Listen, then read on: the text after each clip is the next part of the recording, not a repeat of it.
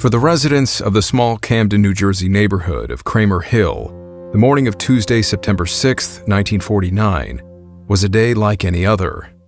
However, the peace and quiet was something many were still getting used to. With the Second World War having ended only 3 years ago, the painful memories of wartime anxiety and devastating loss remained fresh in the minds of American society. Forgetting those 4 years of conflict was far easier said than done, especially for the countless veterans who had seen frontline combat. While many of those men would return without physical injury, they were nonetheless casualties of war, their minds scarred by the horrors they had witnessed and even carried out with their own hands, things that none of their friends and family could possibly understand.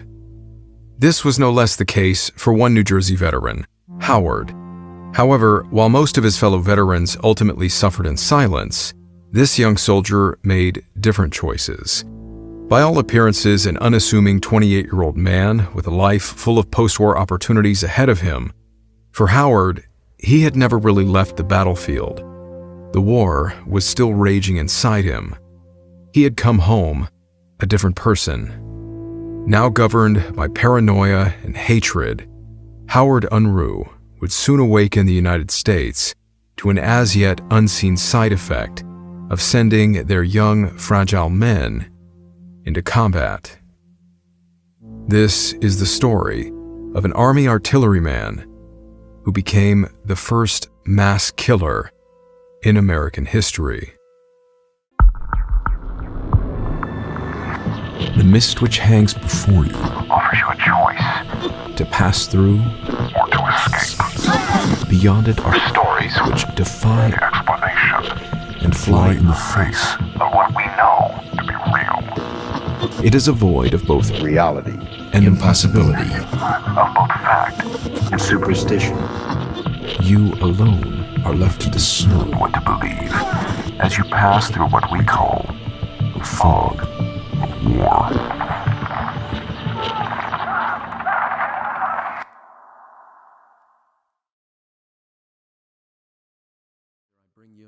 Shall ye not do, neither shall ye walk in their ordinances. Ye shall do my judgments, and keep my ordinances to walk therein. I am the Lord your God. Ye shall therefore keep my statutes and judgments, which if a man do, he shall live in them. I am the Lord. None of you shall approach tennis. Howie, I brought you your sandwich and some milk. Hey, Mom. Oh, what are you reading from? Leviticus 18. Oh, that's, Yeah. I don't remember what that book was about. What's that book about? You know, I never understood, all the wonderful things that God did in Egypt, and Moses leads them out, and they start to complain. There was people that even said they wanted to go back to Egypt. Ooh. Because they had better food there. Yes, yeah. People do like to complain. Yeah. It takes all types. Yeah. Well, speaking of food, listen, you enjoy your sandwich and your Bible, and I'll see you for dinner, sweetheart, okay? Thanks, Mom.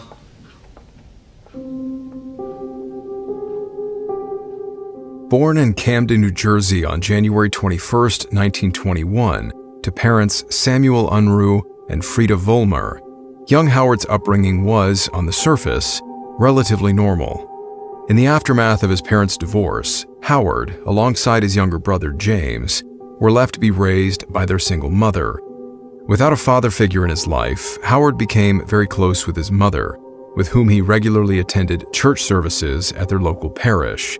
The Unruh household was one of devout Christianity, with Howard in particular displaying a keen interest in the Bible's teachings.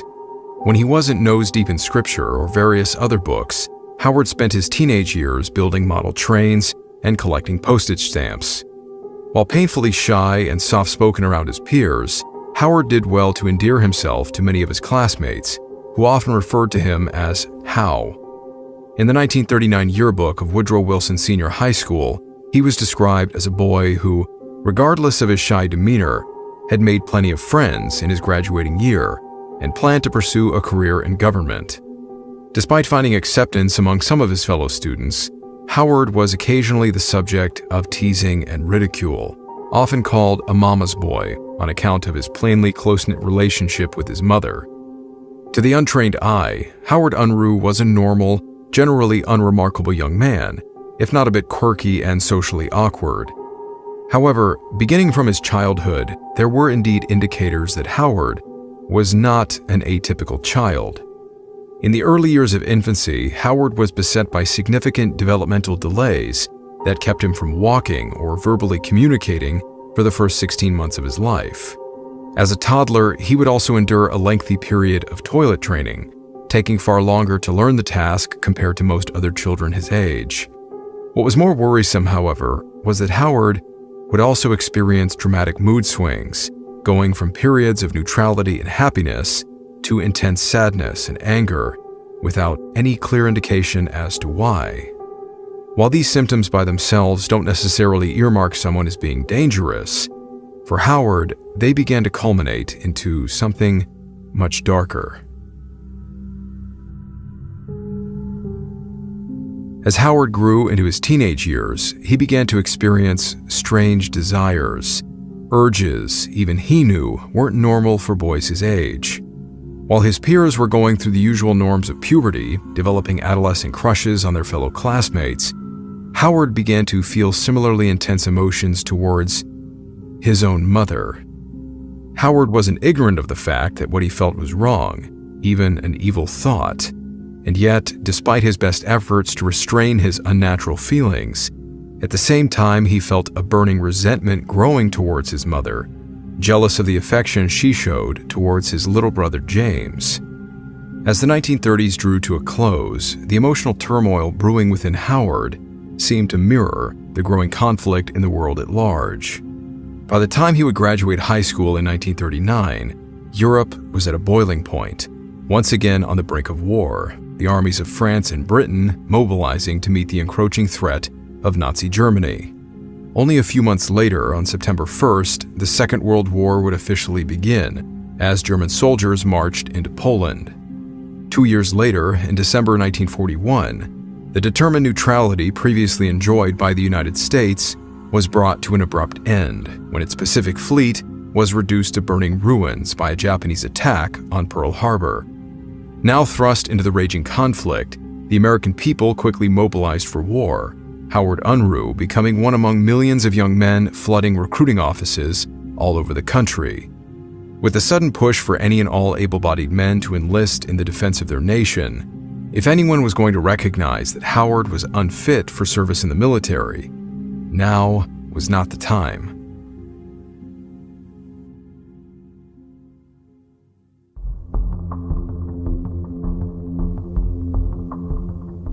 Enlisting in the Army in October of 1942, following his basic training, Howard Unruh found himself in the ranks of the 342nd Armored Field Artillery, a machine gunner aboard one of the unit's mobile artillery pieces. As the unit wouldn't be sent to Europe until late 1944, once they arrived, many of the men thought they were too late to see any action. However, as Howard and the men of the 342nd quickly learned, the Nazis weren't keen to give up their collapsing Reich without a fight. In the winter of that same year, the Germans would launch their infamous Ardennes offensive, punching a massive hole in the Allied front as they surged towards the Belgian port of Antwerp. The 342nd was one of the many units that were rushed into the brutal struggle that would become known as the Battle of the Bulge. It was here that Howard finally experienced his first taste of combat. While his role as an artilleryman meant that he was usually a few steps behind the frontline action, Howard was not spared the horrors of direct confrontations with the enemy. On more than one occasion, Howard, alongside his fellow artillerymen, had to fend off German assaults on their gun emplacements with their own rifles. When the German advance in Belgium was finally pushed back, there would be little rest for the men of the 342nd, who were immediately redeployed to counter a German offensive in Alsace, France. From there, Howard would accompany the unit as the fight moved deeper into the heart of Germany. While physically unimposing and soft-spoken, Howard proved himself to be incredibly capable on the battlefield. As a gunner, his commanders would agree that he performed with mechanical precision, following orders and procedures to the letter. He obsessed over the condition of his personal weapons, taking any opportunity to field strip and wipe clean any lingering dirt or mud. During one of their many foot patrols and direct encounters with the enemy, Howard gained notoriety within his unit as an impeccable marksman, with every shot from his rifle rarely missing its intended target.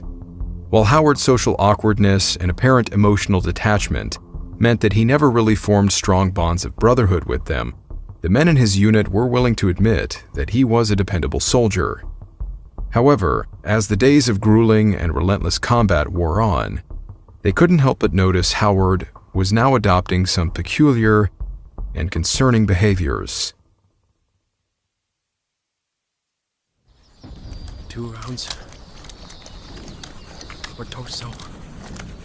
Left temple. Hey, Hal. Got some hot Joe going over here. You want some? 4 inches. Brain leakage. I guess not. A lot of blood. Say, what's with you, Howie? You're always nose deep in that journal. What you got in there? Letters to your girl? No. Maybe he's writing a book about us, and he doesn't want us reading what he's saying. Come on, Hal. Don't be such a drip about it. What, you don't want to see you telling your girl about giving her the old Howie howitzer? Now, let me just see. This... Hey, give that back. All right, what do we got in here? I said give it back.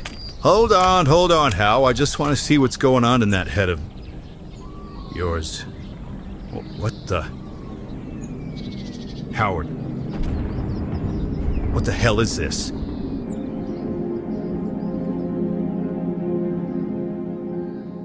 It wasn't at all unusual that Howard kept a personal journal, rarely going a day without cracking it open and scribbling down a few notes. But being the notoriously reclusive soldier that he was, Howard's fellow artillerymen often prodded him for details about what he was writing about, or who he was writing to. And one day, after finally getting a glimpse at Howard's closely guarded writings, even the battle-hardened men were taken aback by what they read. The men of the 342nd Field Artillery were by no means strangers to death and violence. They were surrounded by it on a daily basis. Over the course of the war, however, they now realized that Howard had maintained a catalog of every single man he had personally killed, and with alarming detail. Under each listing, he marked the method, time, date, and location of the kill before going on to describe in visceral, gory detail the mangled condition of the corpses. For most soldiers, killing the enemy was simply a part of their job, a necessary evil they needed to emotionally harden themselves against if they were to survive. In stark contrast, Howard seemed to be relishing the war's unrestrained slaughter, developing an intimate fascination with the act of killing. As this darker aspect of his personality became more and more pronounced, so too did the growing sense of unease against the unit's men who had to sleep next to him. Everyone was hoping for the war to end soon, but no one was quite sure if Howard felt the same.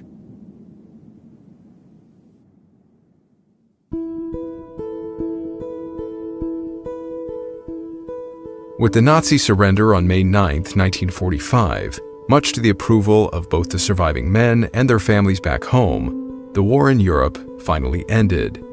In July of that year, having now spent 3 years in the army and less than a year fighting in Europe, Howard's short but eventful military career likewise came to an abrupt halt. Wasting no time in returning the men to their loved ones, he and his estranged wartime companions all received orders to board an ocean liner bound for home. Receiving an honorable discharge, Howard's military service was something he felt he could look on with pride. He had performed his duties well and was awarded a Good Conduct Medal for his troubles. But now, arriving back home in Camden, Howard found himself aimlessly adrift in a world he no longer felt a part of. The transition back to peacetime living was indeed difficult for millions of returning servicemen. With the rigid military system no longer in place, and the best friends they had ever known and bled with now spread all over the country, many veterans struggled to find purpose in a nation that was now trying to move on from the war. Howard, who had come to seemingly enjoy the chaos and bloodshed of the battlefield, began to spiral particularly hard while trying to integrate back into his old routines. In the years following the war, he found work at a number of blue-collar jobs, but without much of a personal drive to succeed, none of these jobs lasted very long. The same could be said for his attempts at pursuing education. While he managed to enroll in Temple University's pharmacy school, he barely managed a semester before dropping out. Now 28 years old, Howard was unemployed and living in his mother's apartment, a modest dwelling she maintained with her income working at a soap factory. In his post-war stupor, Howard never attempted to help his mother with the finances, instead spending his days wandering about town and attending church services, something he did more often than once a day.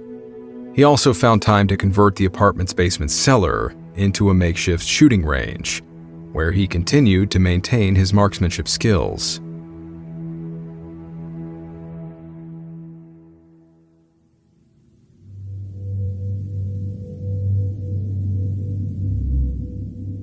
In the conduct of his usual routine, Howard was also beginning to develop an ever-growing hatred for a number of members of the Kramer Hill neighborhood. This resentment was part of a developing persecution complex. Howard was now much more short-tempered and a bit of an abrasive character. As with his peers in the military, he was not exactly well-liked by everyone in his hometown community. But in Howard's mind, it was more than that. Perhaps onset by the wartime environment and the many deadly encounters with enemy soldiers, Howard had started to convince himself that even minor disagreements and run-ins he had with community members were akin to personal attacks against him, and few neighbors provoked Howard to anger, quite like the Cohens. Maurice and Rose Cohen, a middle-aged couple, owned and lived above the neighborhood pharmacy. They were also the landlords who rented the second upstairs apartment to Howard's mother. It didn't take long for Howard and the couple to start butting heads, Howard for one becoming annoyed by the Cohens' many requests to turn down his loud music. The Cohens also weren't fond of Howard's frequent use of their side gate, which offered easier access to the street. In order to reach the gate, Howard would often trample through their private backyard space, what they considered an unwanted trespass onto their property. Each time they addressed the matter with him, seemingly just a small annoyance to the Cohens, it made Howard begin to hate them. The festering hatred went hand in hand with overwhelming paranoia, telling Howard that people were saying things behind his back in order to tarnish his character. Of course, the reality was that people didn't really think much about Howard. He was just another unremarkable war veteran seen wandering about town. Despite this, similar to his wartime habits, Howard began to create a list, detailing the names and perceived offenses of all those who had wronged him. Of all the names and petty grievances cited, there were a select few that stood out, marked by Howard for retaliation. There was the shoemaker, who buried trash too close to Howard's property, the barber, who supposedly put dirt in a vacant yard, clogging pipes and causing Howard's shooting range to flood, some unknown boy who had stolen Howard's electricity in order to light Christmas trees he sold on the street corner. Of all the names recorded, however, Maurice and Rose Cohen were the most hated of all. It certainly didn't help matters that Howard supposedly overheard Maurice, in a hushed conversation with a customer, calling Howard a homophobic slur. The spreading of such rumors only worsened Howard's paranoia, who was also convinced that the nearby tailor and his son were spreading similar stories about him. The spiteful words hurt Howard, not only because they could damage his public reputation, but because they were true. Howard Unruh was indeed a gay man. To live as such in the 1940s was to keep half of one's life in the shadows. America at the time was a society that not only shunned homosexuality, but considered it illegal. And being a devout follower of the Christian faith, on top of all the psychological fallout of being a combat veteran, Howard's mind was further torn between the divided nature of his flesh and his spirit. Following his usual service attendance on Sunday, the following day, September 5th, 1949, Howard spent several hours installing a new gate for his apartment's backyard entrance. Once finished, he then took a drive over into neighboring Philadelphia. He was going to see a man with whom he had been having a weeks-long affair, the two deciding to next meet in secret at the 24-hour family theater to watch an evening film together. However, traffic delays set Howard back, causing him to arrive at the theater long after the time they'd agreed to. Unable to contact him, Howard decided to wait, sitting in the auditorium long into the night, hoping that his date would eventually show up. He never did.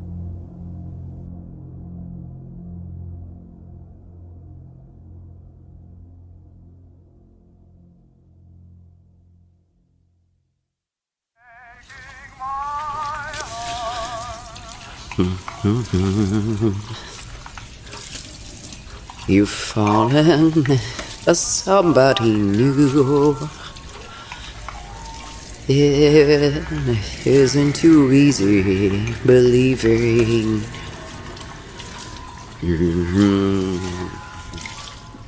Oh, Howard. Oh, you scared me. Oh, do you enjoy your breakfast, sweetheart? Howard? Howard?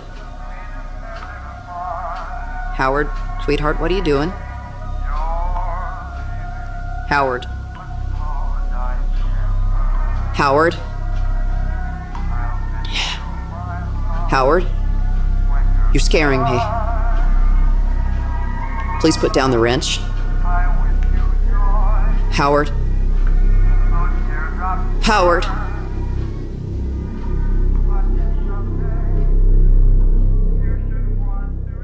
Feeling dejected, Howard returned home in the early hours of September 6th. To make matters worse, he then discovered that the gate he had painstakingly installed earlier had been taken down. The gate, what he viewed as a definitive barrier between his own safe space and the outside world that he knew hated him, had been ripped away. On seeing this, something in Howard's mind snapped. He saw the faces of everyone who had wronged him, especially Rose and Maurice Cohen. Surely, they were to blame for this. Howard seethed. The war, the adjustment to life afterwards, losing jobs, the rumors, the altercations, the paranoia, the rejection. It was all just too much. A long-suppressed rage had now become thoroughly unhinged, and his mother would be the first to find out. Around 8 a.m. on September 6th, Howard's mother, Frida, was in the kitchen, cleaning up the dirty dishes left by her son after finishing breakfast. Sensing a presence looming behind her, she turned to find Howard staring at her intensely, his eyes cold and transfixed. Clenched in his white-knuckled fist was a wrench. Howard approached his mother. He looked possessed. She was terrified, frozen in place, watching as her own child raised the weapon high above his head. But the blow never came. Now pleading with her son, Frida could see the conflict in Howard's eyes. He couldn't bring himself to do it. Seeing her moment to escape, convinced that her son had finally reached a breaking point, Frida ran from the kitchen, taking refuge with a nearby neighbor, leaving Howard alone in the apartment. As she began frantically explaining to the neighbor about what had just happened, they suddenly heard a series of gunshots. Knowing what was happening outside, Frida Unruh fainted. Arming himself with a semi-automatic Luger pistol, extra ammo, and a tear gas pen, Howard proceeded to continue fighting a war he had never really left. In his deranged mind, his unarmed neighbors were nothing less than enemy soldiers. After missing his first series of shots taken at a nearby bread delivery man, Howard marched into the shoe repair shop where he confronted the 27-year-old cobbler, John Pilarczyk. Without a word, Howard shot John in the chest, the man collapsing as a young boy ducked for cover behind the shop's counter. Standing over Pilarczyk, Howard fired one more into the man's head, killing him instantly. From there, Howard left the shop, his next unfortunate targets located only one door over. Stepping into the barbershop of 33-year-old Clark Hoover, Howard found the man trimming the hair of 6-year-old Oris Smith. The boy's mother sat watching on a nearby bench. As Howard raised his pistol, Clark instinctively moved to protect the young child, placing his body in the path of the bullets soon to come. His heroics, however, would be in vain. Howard's first shot struck the boy in the head, the following shots hitting Clark, the two of them tumbling to the ground. Howard then lowered his weapon, paying little attention to the screams of Mrs. Smith as he made his way back out onto the street, the neighborhood now becoming aware of the unfolding massacre. As he calmly walked to his next target, Howard fired at whatever movement he saw, including behind windows. He fired several rounds into the glass of an upper apartment and the front facade of a tavern.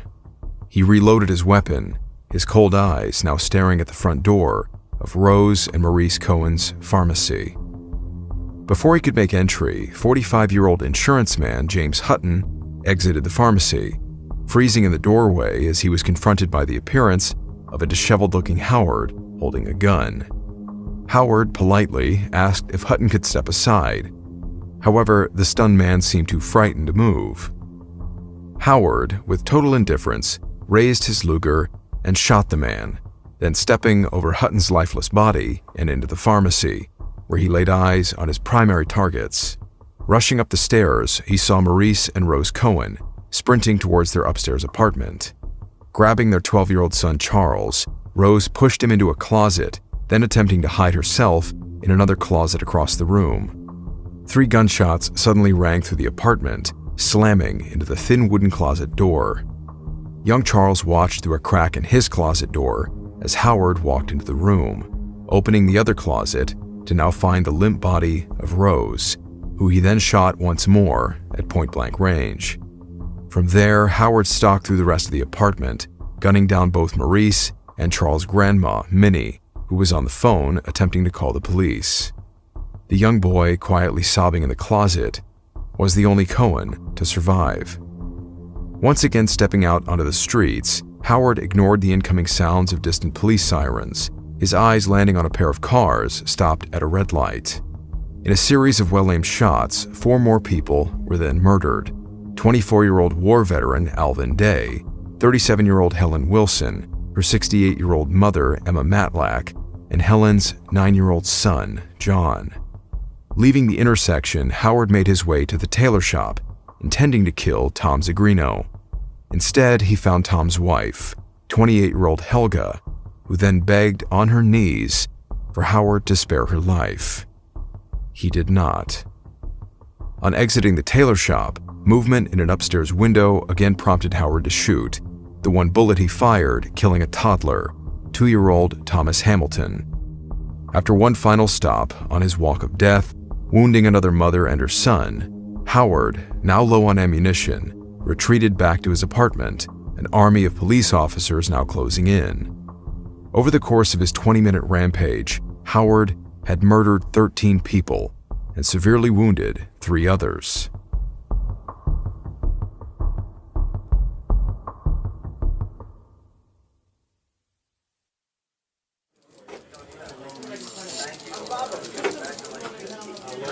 Come on, pick up.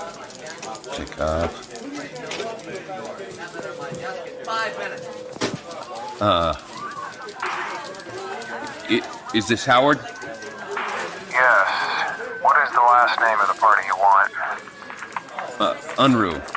What is the last name of the party you want? Unruh. I'm a friend. I want to know what they're doing to you. They're not doing a damn thing to me, but I'm doing plenty to them. How many have you killed, Howard? I don't know yet, because I haven't counted them, but looks like a pretty good score. Why are you killing people? I don't know. I can't answer that yet. I'm too busy. I'll have to talk to you later. Some friends are coming to get me. No, wait, Howard. Damn. Hey, I just had the killer on the phone. Who do we have heading over to Candron Hill? I want to be first on the scene to interview him. At this time in American history, protocols for active shooters and mass killers had yet to be established by law enforcement. Such senseless violence like this had never been seen before. With no set strategy to follow, a chaotic gunfight erupted in Kramer Hill, 50 police officers now trading fire with the killer who was barricaded in his apartment.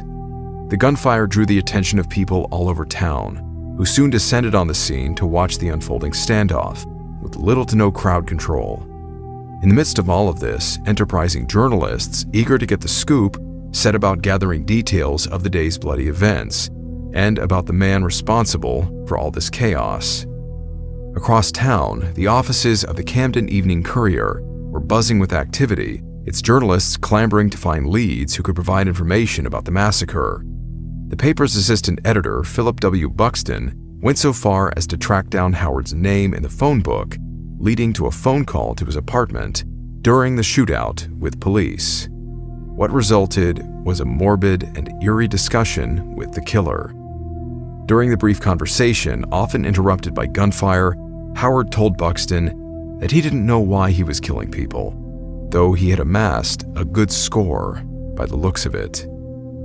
After another burst of gunfire in or near Unruh's apartment, the conversation ended, Howard telling Buxton that some friends were coming to get him, before hanging up.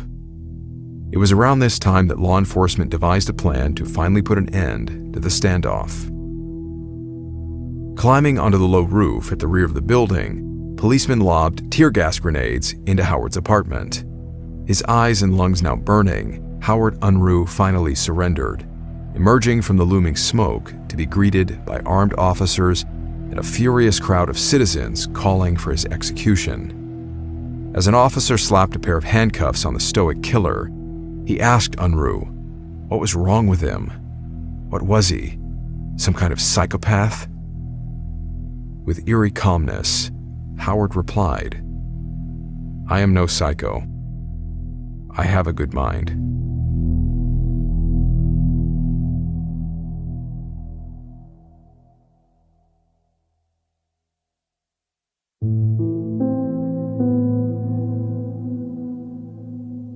Despite Howard confessing his guilt to authorities, he would never see the inside of a courtroom. In the eyes of the law, Howard was little more than a paranoid schizophrenic, his lofty mental state thus making him unfit to stand trial. And so, not able to condemn Howard to the electric chair, the state sentenced him indefinitely to the maximum security ward of the Trenton Psychiatric Hospital. In the years that followed, the decision would become controversial, as Howard displayed none of the telltale signs of schizophrenia, such as auditory and visual illusions. While many have attempted to diagnose Howard, few have come up with a solid answer, often concluding that he had a severe personality disorder.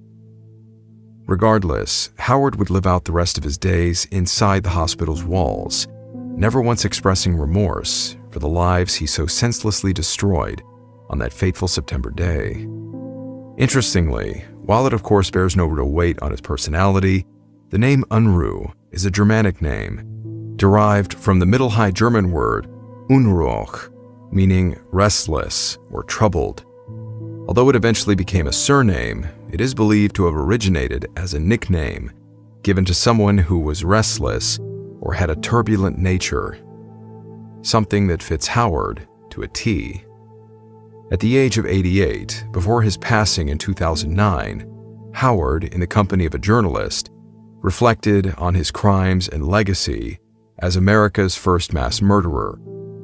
He was undeniably the first in a long line of killers that have plagued America to this very day.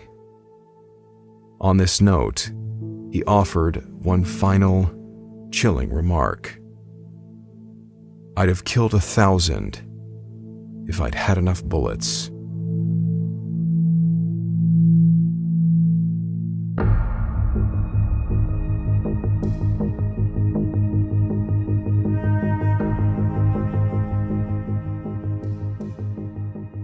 Hey guys, thanks for sticking around here for the after action in the credits. It's harder to have really an opinion on a story like this. It's just awful, really. I was especially afflicted to read about the 6-year-old boy in the barbershop. No mother should ever have to go through something like that. But if anything, this story is just kind of an example of the lack of our societal or medical awareness, stemming all the way back to the First World War and the shell shock and the way that soldiers were viewed if they came back from war with mental problems. They were seen as, weak or unable to cope and just needed to get over it. And that would continue even after the Second World War in Howard's case, up until the Vietnam War and beyond. It really is just a terrible thing. And I hope, as far as certainly our veterans, but just humanity in general, that we can figure out how to do better as we move forward. With that being said, thank you for listening. Thank you for watching, for subscribing. I wouldn't blame you if you didn't like this video, but anything you guys do, commenting, whatever to support the channel, I sincerely appreciate it. As always, a huge shout out to both my patrons and YouTube channel members. May God be with each and every one of you, no matter what you are dealing with. And I will see you in the next episode.